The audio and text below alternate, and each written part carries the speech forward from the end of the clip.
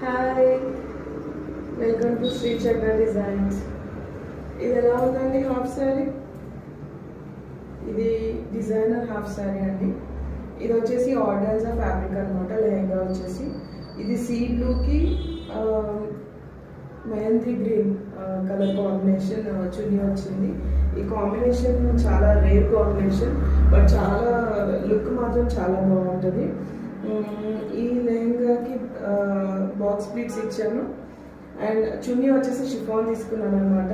Chiffon చున్నీకి ఇలా Lay's తీసుకున్నాను.